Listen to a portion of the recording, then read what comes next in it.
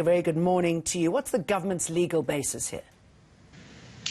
Jane, it's my standard practice that when a party is aggrieved by a decision, they would run to a higher court to actually go and ask for the verdict to be overturned. And here, because people are challenging the government on the constitutionality of the lockdown regulations, obviously government is aggrieved because they still feel that they acted within the cause and scope of the Constitution, which is the broader piece of legislation that we have to look here.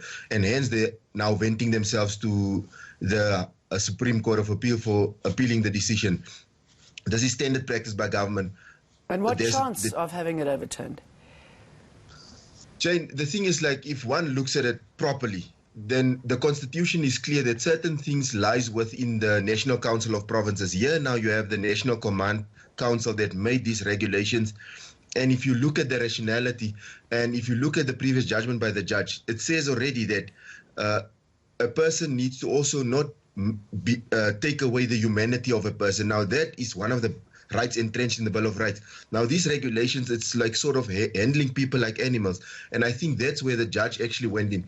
Now, on merits, I think the government will fall short, because some of these things were supposed to be passed by the the National Council of Provinces, and it never even got to that because there was never a sitting by the council to approve some of these regulations, like your liquor licenses, amenities, beaches, how you manage these things, because it sits within the provincial sphere on managing those things. So there is where the constitutional battle will play off, and the higher court will look at, and I feel government will fail come with this appeal. Okay, if government fails, where does it leave them then?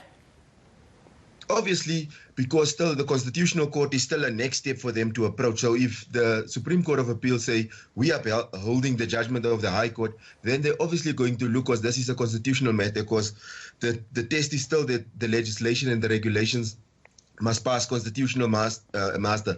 So still the Constitutional Court will have still the final say as to was the regulations constitutional or not. So I still see a long battle going on here, backwards and forwards, about this thing. And yeah, I think what now, sort of timeline are we looking at here? And if it is ultimately found to be unconstitutional, what are the legal ramifications? What sort of hit will the government take?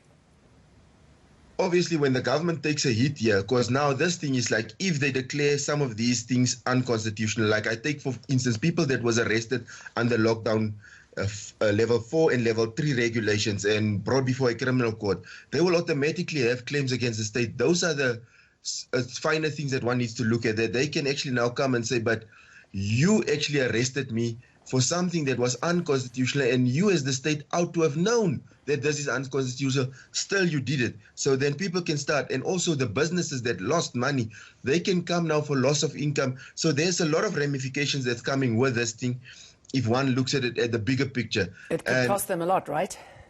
It can cost government a lot, and I think maybe they're going to fight this thing because they will know we have to fight it, because if we don't fight it and hopefully get it overturned by the Constitutional Court or maybe the higher court now, which I don't think so, but they will still fight because there's cost implications for them. Thank you, Elton Hart.